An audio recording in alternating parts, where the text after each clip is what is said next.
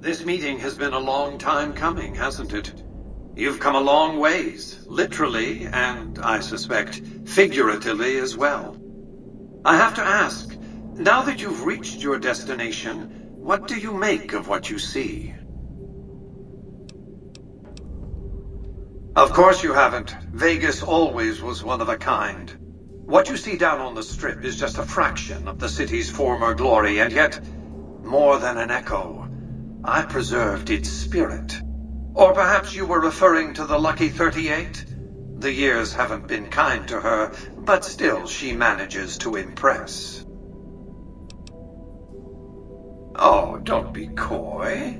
You've been playing a high-stakes game ever since Victor dug you out of the ground. Don't be afraid to admit it. The business is this. One of my employees has stolen an item of extraordinary value from me, and I want it recovered. Simple enough. My only concern is the recovery of the platinum chip. What happens to Benny, I leave to your discretion. When you bring the chip to me, I will pay you 4 times the delivery bonus stipulated in your contract. How's that? What did you wish to know? It won't be easy. Benny is always surrounded by at least 4 bodyguards, except when he's in his private suite on the 13th floor of the Tops. It's more complicated than that. The chairmen share what you might call a tribal affinity. Look for a man named Swank, Benny's second-in-command. He's always been a reliable, if unimaginative, employee. Do your best to convince him that you're working under my auspices. If you have evidence of Benny's crimes, show it to him. By contract, Securitrons are to enter the casinos only when invited by the 3 families, or if other extraordinary circumstances arise. The moment I send one into the Tops, Benny will know I'm on to him. If you were to approach Benny in public, you might be able to leverage his fear of exposure to make him agree to meet with you in private. Sneaking into Benny's suite on the 13th floor would be very difficult, but not impossible. There might be guards. Certainly there'd be a sturdy lock on his front door. What else did you want to know? Benny has led the chairman ever since I recruited his tribe 7 years ago. Until his recent misbehavior, I'd planned to make him my protege. Maybe if I'd begun grooming him sooner, none of this would have happened.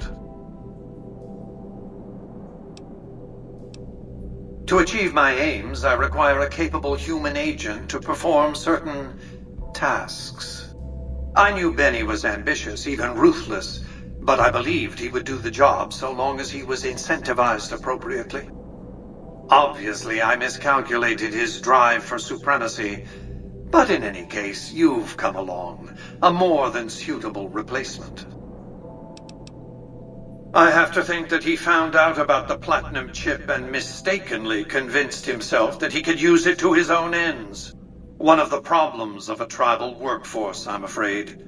No intuitive understanding of how complex technologies can be. Why didn't Victor intervene sooner, you mean? Good Springs is a bit too far away for me to reliably control a Securitron agent by remote. I can send and receive packets of data at best. Victor's combat algorithms determined the proper course of action. Benny and his thugs were more than a match for a lone Securitron. When he alerted me, I instructed him to approach the site after Benny and the others had departed.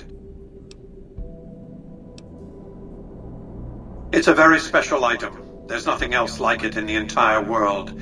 It was lost a long time and difficult to find. That's all you need to know about it for this stage of our enterprise. Fulfill your contract, deliver the chip, and good things will come your way. You might keep an eye out for any computers that Benny's been using.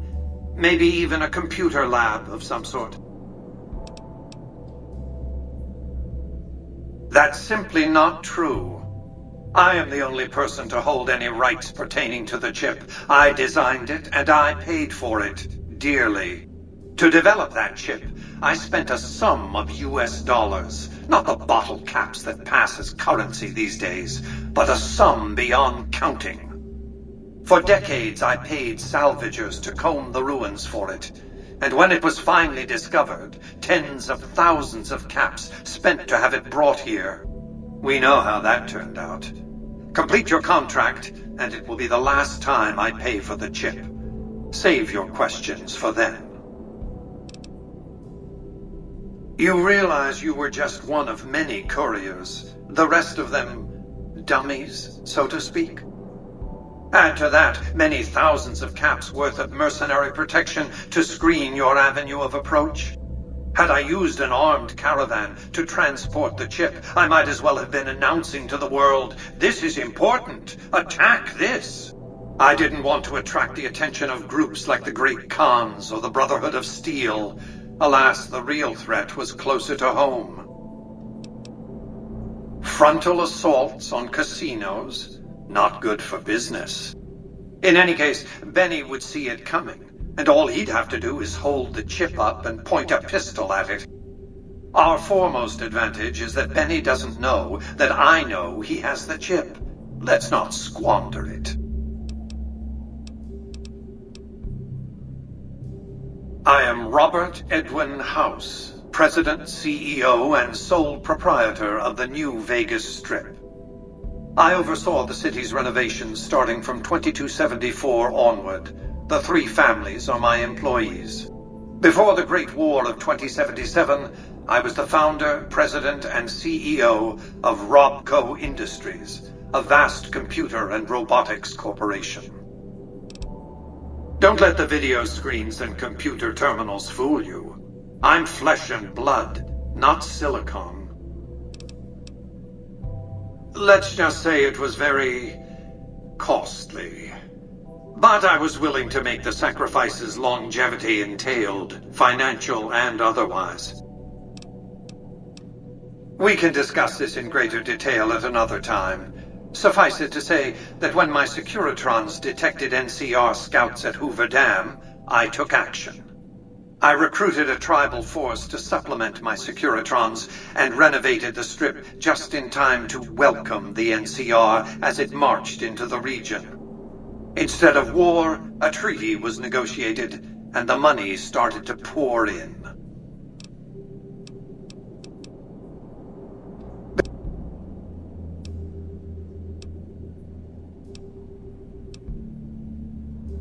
No. While brains demonstrated some use as organic processors in the robots produced by General Atomics International, they never retained personality once removed from the human body. It's understandable that you'd be curious about this topic, but we'll hold off until the platinum chip has been recovered. What else did you want to know?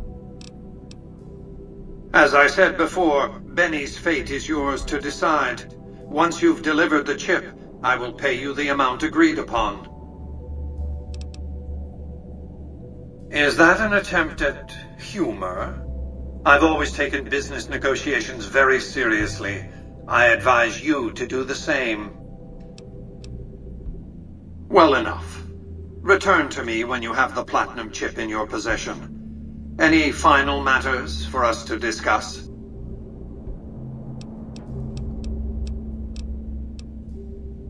Well enough. Be on your way.